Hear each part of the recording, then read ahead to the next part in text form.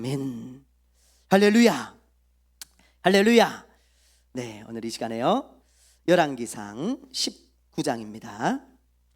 열왕기상 19장.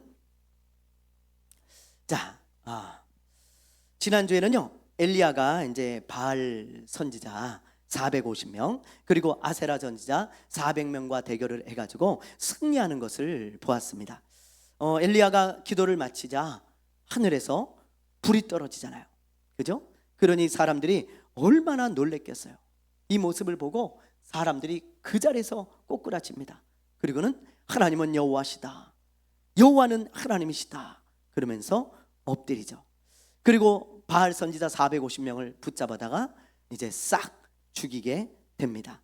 엄청 통쾌한 승리를 하나님이 주신 거예요. 그래서 이렇게 엄청난 승리를 맛봤는데, 승리를 맛본 이후에 엘리야가 낙심이 되고 지쳐서 자기를 죽여달라고 기도하는 엘리야의 모습을 이제 오늘 보게 되어지는 것입니다. 자, 엘리야가 왜 이렇게 지치고 낙심했는지 우리 한번 말씀을 보겠습니다. 자, 1절, 2절 우리 한번 볼까요? 1절과 2절. 자, 한번 읽어보겠습니다. 시작.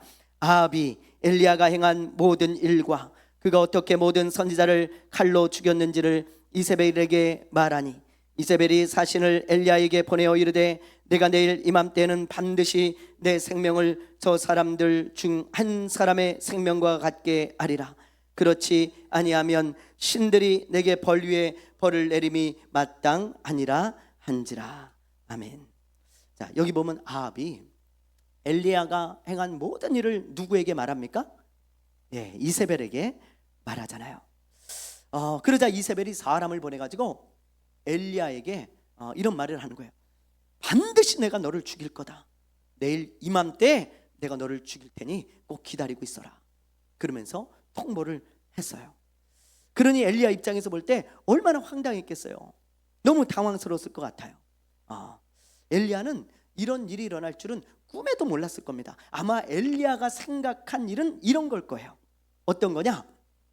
이제 하늘에서 막 불이 내려왔잖아요. 그렇죠? 이렇게 막 하늘에서 후 불이 내려와가지고 막 태우니까 아합과 그 이스라엘 백성들이 전부 엎드려가지고 정말 하나님은 여호와시다고, 여호와는 하나님이라고 막 이러면서 회개하고 말이죠. 막 우상을 버리고 바알을 막 던져버리고 말이죠. 나 이제부터 바알 안 믿어, 하나님이 진짜 우리의 하나님이야, 야훼가 우리의 하나님이야 막 이러면서 그냥 죄를 회개하고 신전을 부숴버리고 막 영적인 부흥이 일어나고 뭐 이런 종교개혁이 일어날 줄 알았을 거예요. 그렇지 않겠어요? 이런 놀라운 일이 일어났는데 어떻게 그런 걸 생각하지 않을 수 있겠어요?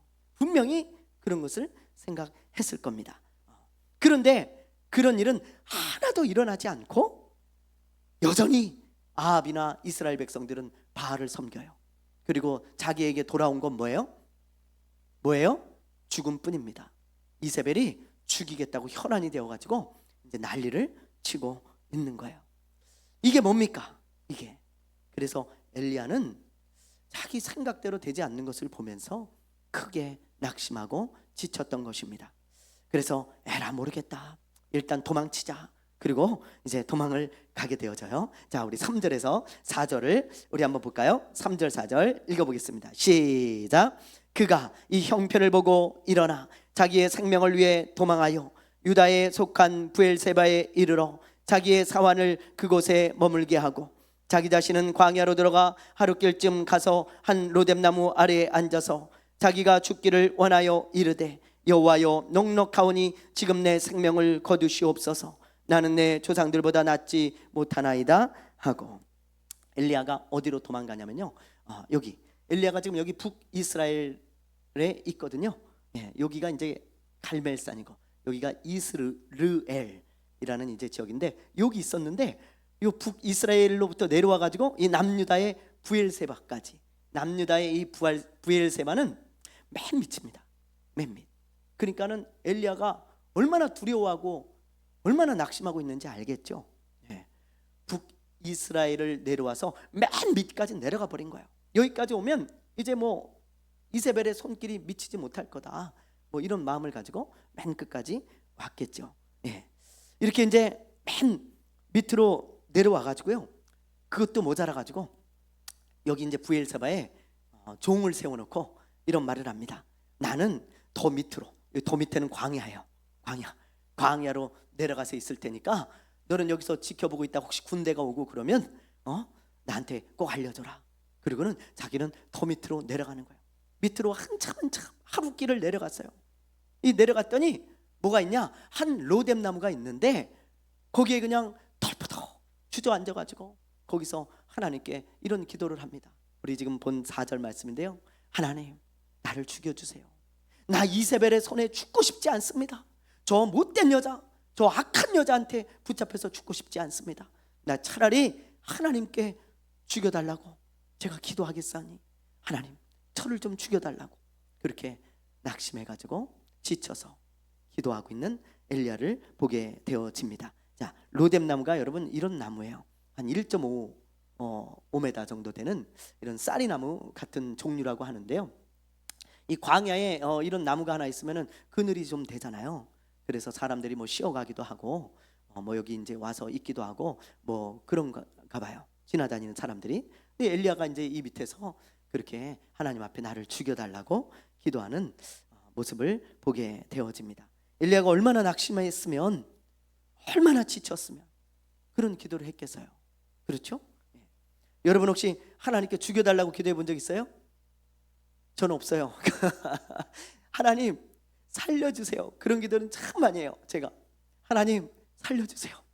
하나님 아니면 살려주실 분이 없습니다. 살려주세요.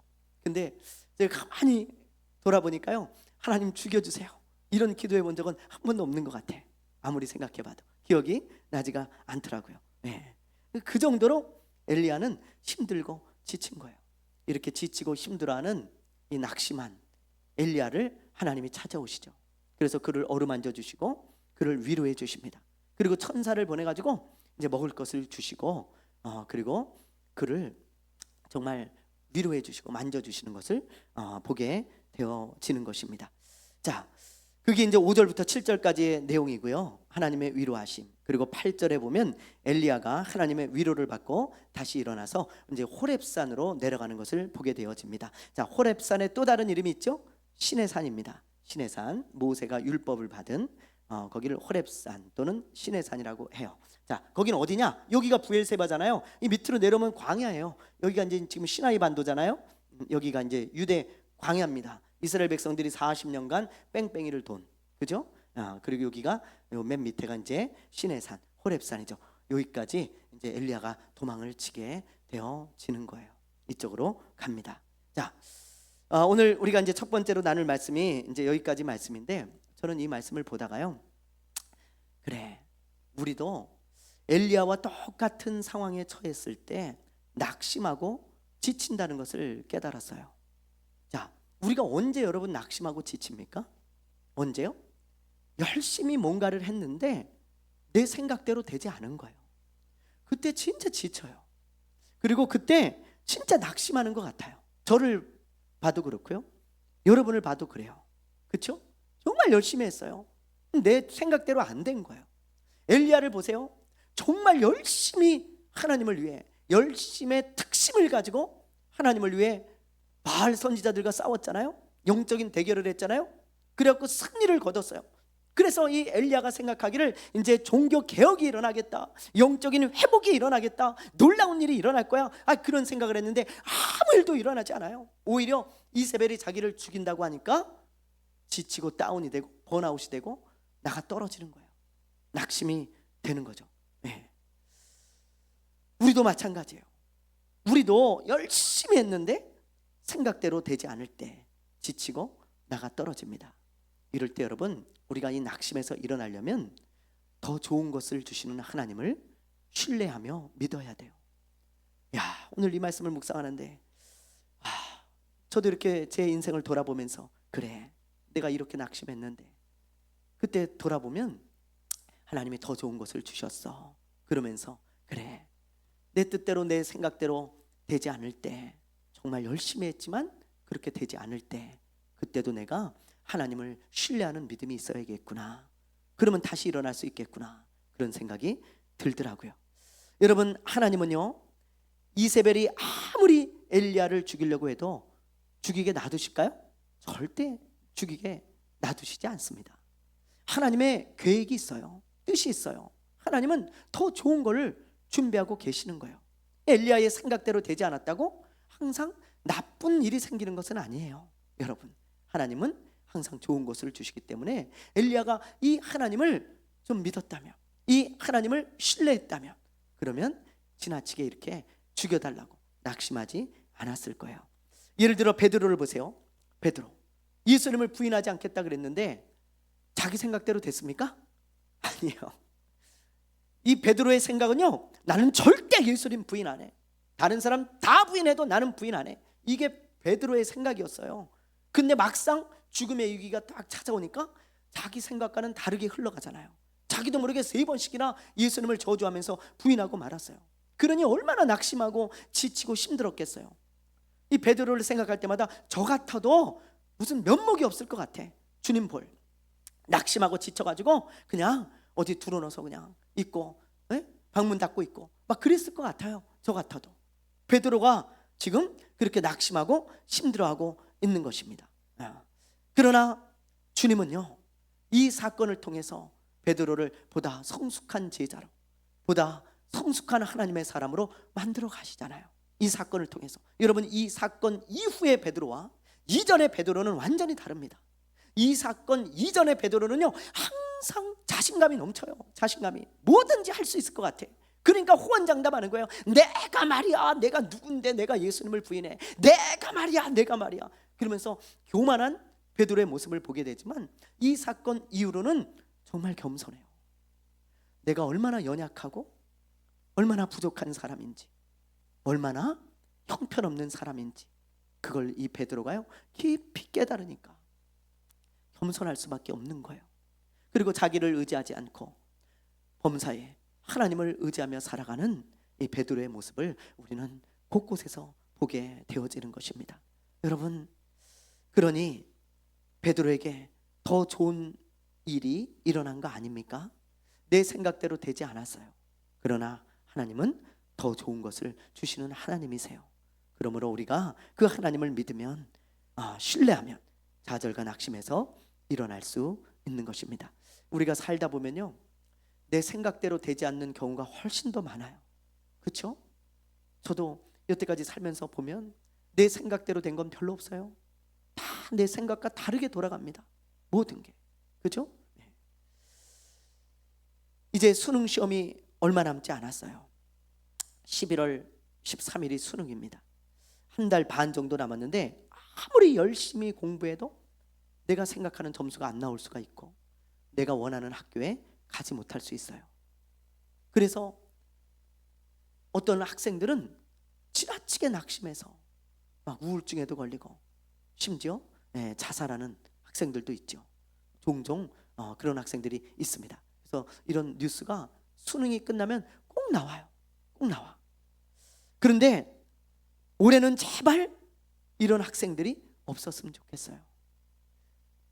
내가 생각하는 대로 점수가 안 나올 수 있어요. 내가 생각하는 학교를 가지 못할 수 있어요. 그러나 그렇다고 나의 인생이 망친 것은 아닙니다. 나의 인생에 무슨 나쁜 일만 계속 일어나는 거 아니고요. 그게 내 인생에 어떤 나쁜 어떤 상황이 되는 것도 아니에요. 우리 살아봐서 알잖아요. 하나님께서 얼마든지 이걸 통해서 더 좋은 인생을 만들어 가실 수 있고 나를 더 좋은 사람으로 만들어 가실 수 있다는 거예요. 여러분, 수능을 보는 학생들, 그런 학생들뿐만이 아니고 우리도 마찬가지입니다. 수능 한번 내 생각대로 되지 않았다고 내 인생이 망친 게 아니듯이 내 인생에서 내 생각대로 되지 않았다고 내 인생이 끝난 게 아니에요. 하나님은 항상 더 좋은 것을 예비하시고 준비하고 계시다가 더 좋은 것을 주시는 하나님이십니다. 저는 이 예배당에 우리 교회가 들어왔을 때 제 생각에는 엄청 잘 될 줄로 생각했어요. 그렇게 기도하고 믿고. 그러나 지금 지나고 났을 때 내 생각대로 되지 않았어요. 내 생각대로. 오늘 그게 기억이 나는 거예요. 그게 묵상이 되어지고 제 생각과 다르게 진행이 되었습니다. 그러나 그렇다고 해서 우리가 끝난 게 아니에요. 하나님은 내 생각대로 되지 없지만 반드시 더 좋은 것을 주시는 선하신 하나님이십니다. 그러므로 우리가 지나치게 낙심하면 안 돼요. 내 생각대로 되지 않았지만 다시 일어나야 됩니다. 하나님을 신뢰하고 더 좋은 것을 주시는 하나님을 바라보고 우리가 일어나면 하나님이 더 좋은 것을 준비하셨다가 주실 줄로 믿습니다. 두고 보세요. 우리 교회도 분명히 하나님이 지금 준비하신 더 좋은 것을 받게 될 것이고요, 저와 여러분도 하나님이 준비하신 더 좋은 것을 받게 될 줄로 믿습니다. 아멘. 자, 그 다음에 이제 8절을 보면 엘리야가 호렙산에 갔다고 그랬잖아요. 호렙산, 부엘세바에서 호렙산까지 이 거리가 얼마나 될 것 같아요? 350km예요. 350km. 굉장히 멀죠, 그죠? 근데 엘리야가 여기까지 도망을 친 거야. 그러니까 이 엘리야의 이 심정이 어떤지를 여러분 한번 보세요. 갈 때까지 간 거예요. 더 이상 이제 못 가. 이제 밑에는 바다야 이제. 그러니까 못 가요. 못 가. 뭐 홍해를 건너서 갈 수도 없는 거고 엘리야는, 그렇죠? 예. 그래서 이 호렙산까지 이제 내려가는데요, 무려 40일간 걸어갔다는 거예요. 40일간. 자, 그래서 40일을 걸어서 여기까지 갔는데 여기서 하나님의 음성을 듣습니다. 음성을. 자, 무슨 음성을 듣는지 한번 보세요. 9절에서 10절. 자, 우리 한번 읽어볼까요? 9절 10절 시작. 엘리야가 그곳 굴에 들어가 거기서 머물더니 여호와의 말씀이 그에게 임하여 이르시되 엘리야야, 내가 어찌하여 여기 있느냐? 그가 대답하되 내가 만군의 하나님 여호와께 열심히 위벌하오니 이는 이스라엘 자손이 주의 언약을 버리고 주의 제단을 헐며 칼로 주의 선지자들을 죽였음이오며 오직 나만 남았거늘 그들이 내 생명을 찾아 빼앗으려 하나이다. 하나님이 엘리야에게 이렇게 물었어요. 너 왜 여기 있냐? 너 여기서 뭐하냐? 예, 이건 하나님이 몰라서 묻는 게 아니죠. 하나님 모르시겠어요? 그게 아니고 너 다시 일어나라, 그런 말씀을 지금 하고 계신 거예요. 너 다시 일어나야 돼, 그러신 말씀인 거죠. 그런데 엘리야가 그걸 못 알아듣고 하나님 몰라서 묻습니까? 아니야, 하나님 내가 이렇게 하나님을 위해서 이렇게 엄청난 일을 했는데 근데 저 이세벨이 나를 죽이려고 그래서 여기까지 제가 도망왔잖아요. 그러면서 원망 섞인 말을 쏟아내죠. 그러자 하나님이 놀라운 일을 보여주시는 거예요. 무슨 일을 보여주시냐면 엘리야야 잘 봐라 그러시면서요, 갑자기 하나님이 태풍이 불게 하십니다. 그러더니 그냥 태풍이 불어가지고요, 불면서 산이 막 쪼개지는 거예요. 막 산이 막 갈라지고, 네. 그리고는 큰 바위가 막 굴러가서 막 부딪혀가지고 막 부서지고 막 이런 일이 일어나고 지진이 막 일어나고 여기저기서 막 불이 나고 막 이럽니다. 이런 것을 보면서 하나님이 또 물으세요. 엘리야야, 너 여기서 뭐하냐? 너 왜 여기 있냐? 그 말이 무슨 말일까요? 저는 이렇게 생각되어져요. 하나님이 지금 놀라운 일을 보여주셨잖아요. 막 산이 막 쪼개지고 바위가 부서지고 막 지진이 일어나고 불이 나고 막 이런 하나님의 놀라운 어떤 역사를 지금 엘리야가 봤어요. 그렇죠? 하나님이 이런 메시지를 주시는 것 같아요. 엘리야야, 내가 이렇게 산도 쪼개고 바위도 쪼개고 지진도 일으키는 전능하신 하나님인데 너 하나 못 지켜줄까 봐 그러냐? 너 하나 못 지켜줄까 봐 그러냐? 이세벨이 너를 죽이도록 놔둘까 봐 그러냐? 나는 이 세상의 주인이고 만물을 주관하는 하나님이다. 전능한 하나님이다. 그러니 내가 너와 함께하고 너를 지키고 있으니 두려워하지 말아라. 그걸 보여주신 것 같아요. 보여주신 것 같아. 그러면서 너 왜 여기서 뭐 하고 있냐? 너 왜 이렇게 하고 있냐? 내가 전능한 하나님인데, 내가 무엇이든지 할 수 있는 그런 하나님인데, 그런 하나님이 너와 함께하는데 너 뭐 하고 있니? 지금 그런 물음을 묻고 계신 겁니다. 이걸 보면서 엘리야가 깨달았을 거예요. 맞아, 그래, 하나님은 전능하신 분이지. 와, 산이 막 쪼개지네, 지진이 막 일어나네. 그래, 하나님은 무엇이든지 할 수 있는 전능한 분이시지. 그러면서 그 하나님을 의지하고 다시 일어나요, 엘리야가. 그때 하나님이 엘리야에게 이제 무엇을 해야 되는지 가르쳐 주십니다. 세 가지를 하라고 말씀하시거든요. 자, 한번 볼게요. 15절 16절이에요 자, 읽어봅니다. 시작. 여호와께서 그에게 이르시되 너는 내 길을 돌이켜 광야를 통하여 다메섹에 가서 이르거든 하사엘에게 기름을 부어 아람의 왕이 되게 하고 너는 또 님시 아들 예후에게 기름을 부어 이스라엘의 왕이 되게 하고 또 아벨 무올라 사밧의 아들 엘리사에게 기름을 부어 너를 대신하여 선지자가 되게 하라. 아멘. 자, 여기 보니까 하나님께서 지금 세 가지 일을 하라 그러세요. 첫째, 너는 저 다메섹으로 가서 하사엘에게 기름을 부어 왕이 되게 해라 그랬어요. 이 하사엘은 누구냐면 아람 왕의 신하입니다. 신하. 아람 왕이 그 당시에 벤 하닷이라고 하는 왕이에요. 벤 하닷 들어보셨죠? 벤 하닷. 근데 이 벤 하닷의 군대 장관이었어요. 근데 엘리야가 이제 이 사람에게 기름을 부어 가지고 이 사람이 이 벤 하닷을 죽이고 왕이 되어집니다. 그런 이제 일을 하나님이 하라 하셨고요. 두 번째는 님시의 아들 예후에게 기름을 부어서 북이스라엘의 왕이 되게 하라는 거예요. 이 예후에게 기름을 부어서 예후가 왕이 되거든요. 이 예후가 아합 집안을 싹 다 멸절시켜 버립니다. 하나님이 엘리야에게 그 일을 하라고 맡기신 거죠. 예후에게 기름을 부어서 왕으로 세워가지고 그런 일을 하도록 하신 거예요. 그리고 마지막 세 번째는 이제 뭐냐? 너는 엘리사에게 기름을 부어 너를 대신해서 선지자가 되게 해라. 그렇게 말합니다. 이 엘리사는 엘리야의 제자로서 엘리야만큼 하나님께 귀하게 쓰임 받은 선지자죠. 그렇죠? 그래서 엘리사를 너를 대신해서 세우라는 거예요. 이 세 가지 이제 미션을 받게 되어집니다. 자, 이렇게 이제 세 가지 미션을 주시면서 하나님이 마지막에 놀라운 말씀을 하세요. 자, 우리 한번 읽어볼까요? 18절 읽습니다. 시작. 그러나 내가 이스라엘 가운데 7,000명을 남기리니 다 바알에게 무릎을 꿇지 아니하고 다 바알에게 입맞추지 아니한 자니라. 아멘. 예. 하나님 뭐라고 하십니까? 엘리야야, 네가 생각할 때는 이 시대에 하나님을 경외하는 사람이 한 사람도 없는 것 같지? 네가 그랬지 않냐? 너밖에 하나님을 경외하는 자가 없는 것 같다고. 그러나 그렇지 않아. 이 어두운 시대에도 바알에게 무릎 꿇지 않고 하나님을 사랑하고 하나님을 경외하는 7,000명의 사람이 남아있다. 그러니 엘리야야, 힘을 내라 그러신 거예요. 너 말고도 7,000명이 더 있다는 거예요. 저는 이 말씀을 읽고 묵상할 때마다, 생각할 때마다 이런 생각이 들어요. 그래, 시대가 아무리 어두워도 저 밤하늘의 별처럼 반짝이는 하나님의 사람들이 있구나, 남은 자가 있구나, 그런 생각이 항상 드는 거예요. 아합 시대는요, 영적으로 가장 어두운 시대였잖아요. 진짜 밤하늘 같은 시대였어요.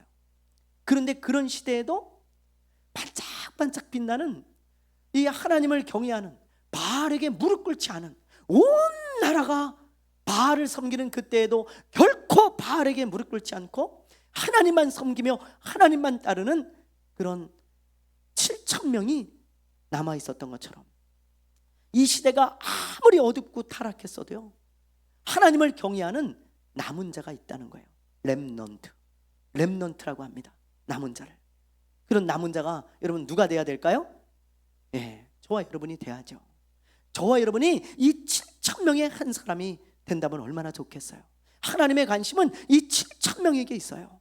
이 7,000명에게.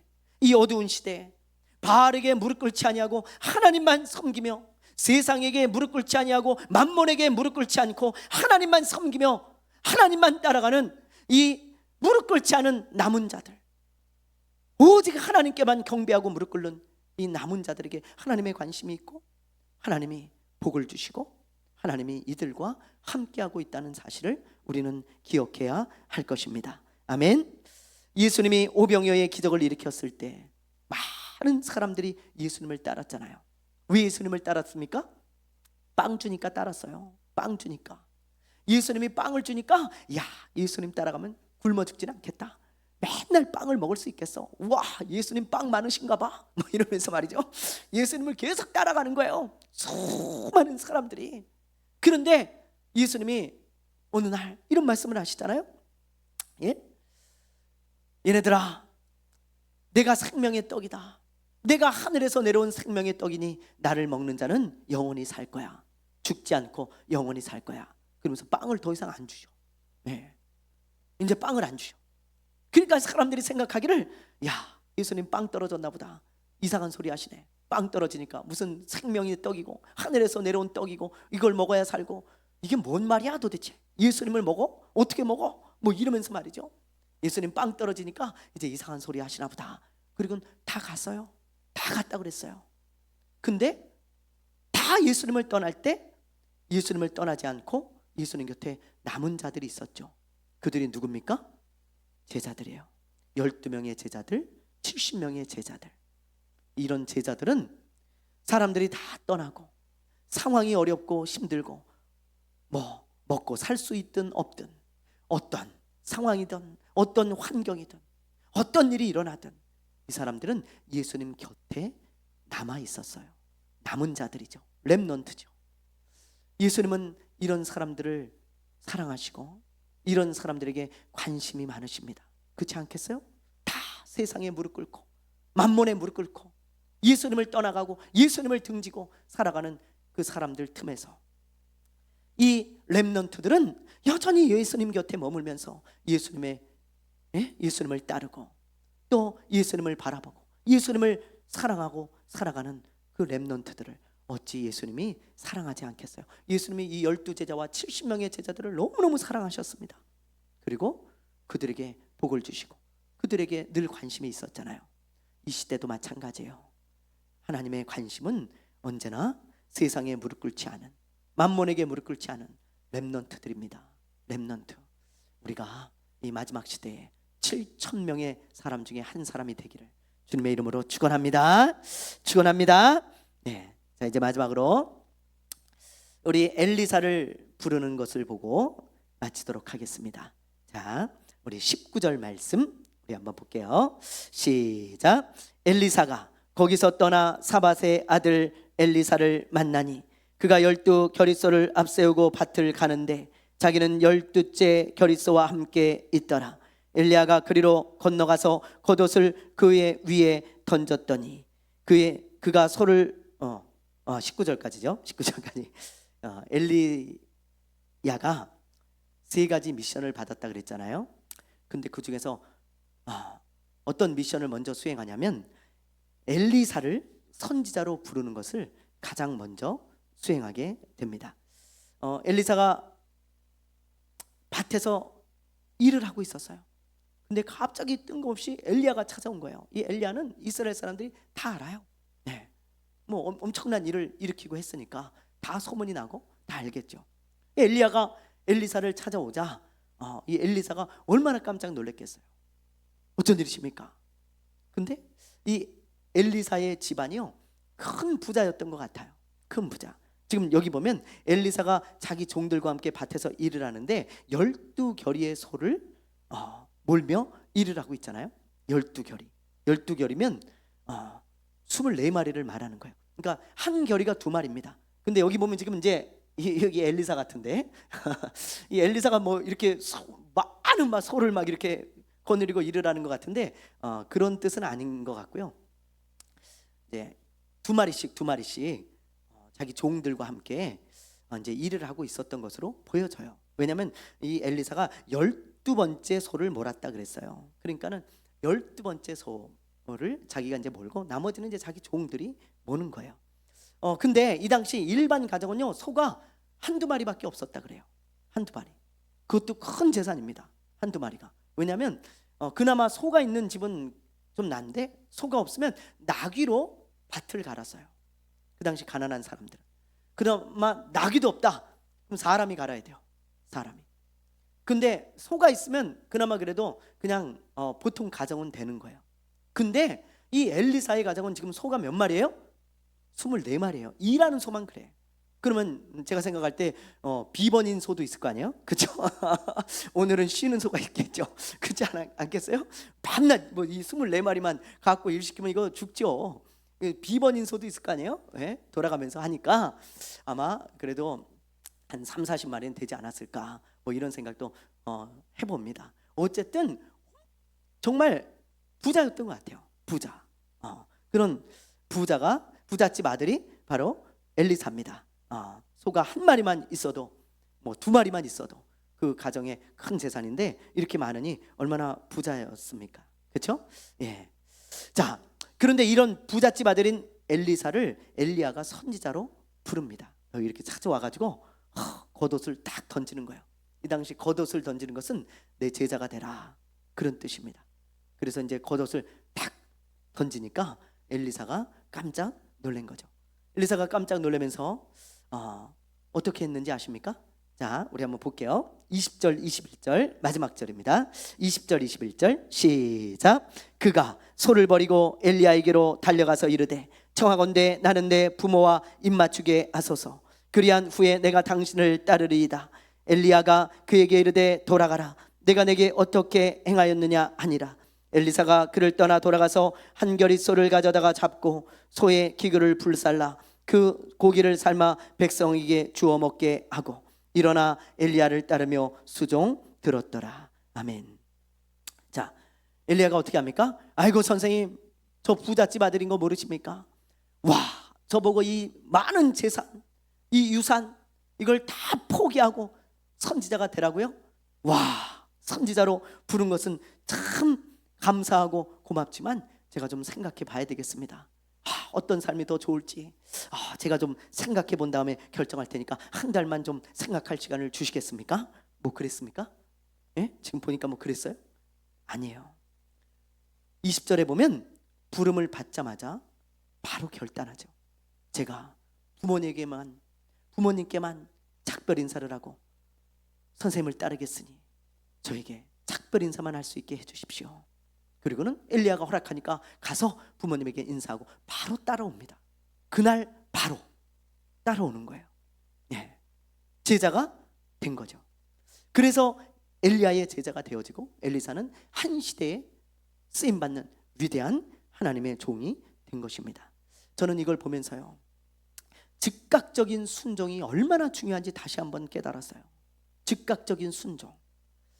만약에요, 여러분, 엘리사가 부름을 받았을 때 한 달만 제가 생각해 보겠습니다.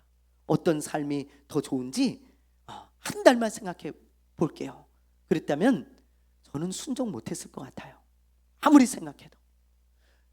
엘리야가 생각하면 생각할수록요, 이걸 포기하기가 쉽지가 않아요. 예수님을 찾아왔던 그 부잣집 청년을 보세요. 그죠?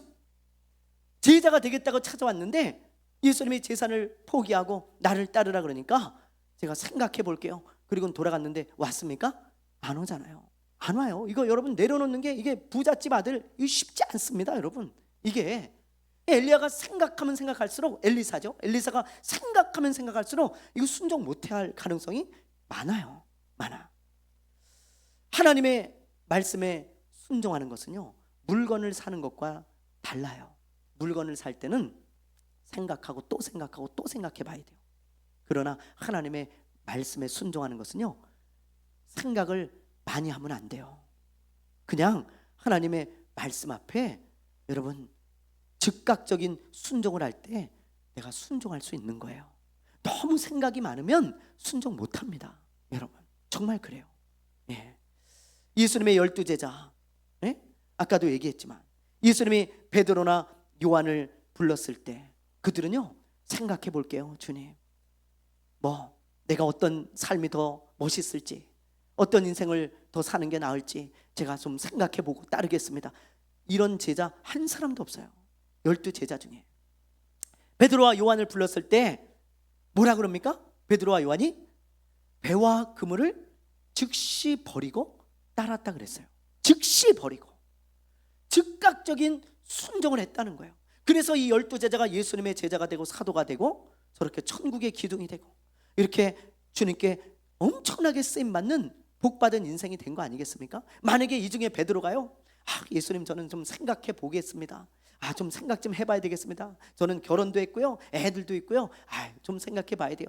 그랬더라면 지금의 베드로는 없어요. 여러분, 없습니다.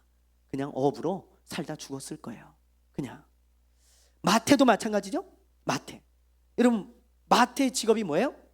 세리잖아요. 세리. 사람들한테 욕은 좀 먹지만 이 직업을 가지면 부자가 될 수 있어요. 그래서 이 직업을 버리는 게 쉽지가 않습니다. 부자가 되는 그냥 길이에요. 이 세리는 욕은 좀 먹어요. 손가락질을 당하고. 그런데 예수님이 이런 세리를 부르잖아요. 이 카라바조가 그린 그림인데 예수님이 여기서 이렇게 부르지 않습니까? 마태야, 내 제자가 되라. 이 마태는 돈을 세고 있다가 얼떨결에 부름을 받아갖고 깜짝 놀랐어요. 그래갖고 이 카라바조가 그리기를 저요? 저요? 아니면 이 사람이요? 아니면 저요? 뭐 이런 뉘앙스로 지금 손가락을 이렇게 가리키게 해놨습니다. 얼마나 놀랐으면 마태가 이랬겠어요. 그런데 여러분, 만약에 마태가 이렇게 놀라면서 이런 생각을 했다 봐요. 예수님, 저를 부르신 건 너무 고맙고 감사한 일이지만 제가요, 이 직업을 지금 당장 포기할 수가 없거든요. 제가요, 조금만 돈 좀 벌고, 그리고 제가 건물 하나 사놓고 노후 대책 좀 하고 그리고 따라가야죠. 예수님, 예? 내가 이거 어떻게 세리가 됐는데 남들한테 다 손가락질 받으면서도 제가 이거 한 건데 조금만 좀 저에게 몇 년만 시간을 주십시오. 제가 건물 하나만 딱 사놓고 제 처자식 먹여 살리고 그리고 제가 예수님 따르겠습니다. 뭐 이랬다면 마태는 죽어도 예수님 제자 못 됐습니다. 여러분, 마태가요, 너무 놀라운 것은 이 자리에서, 그 자리에서 그 세리의 직업을 놓고 따라가요. 사직서 내고 예수님 바로 따라갑니다. 즉각적인 순종. 그래서 마태는 세리로 죽지 않고 예수님의 제자로 순교한 거예요. 너무 놀랍죠. 순종하는 사람들의 특징을 가만히 보면요, 너무 많은 생각하지 않아요. 즉각적인 순종을 하는 거예요.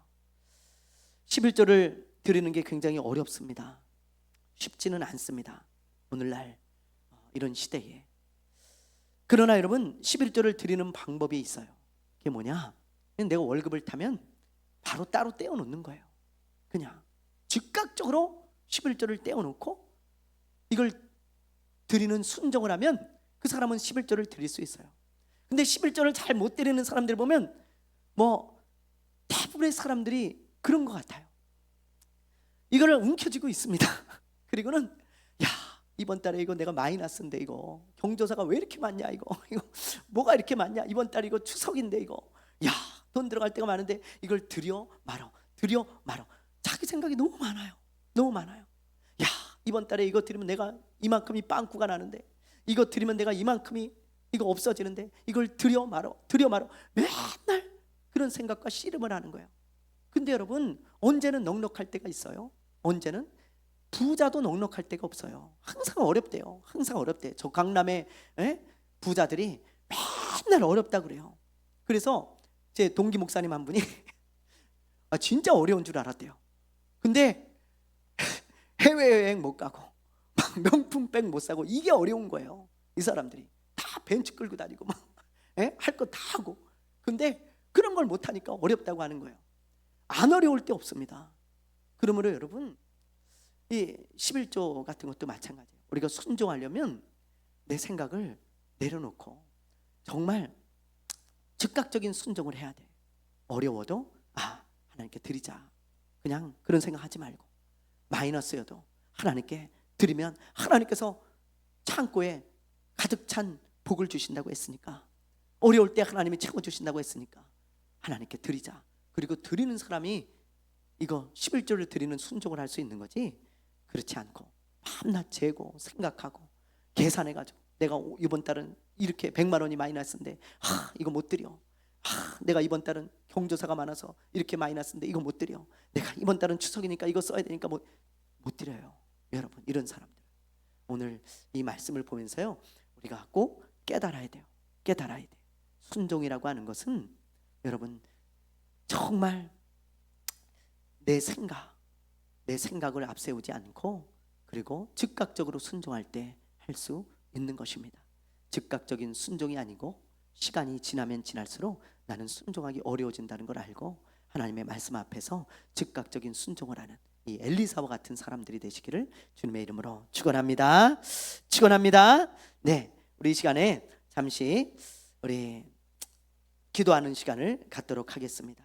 더 좋은 것을 주시는 하나님을 신뢰하세요. 그럼 다시 일어날 수 있어요. 너무 낙심하지 마세요.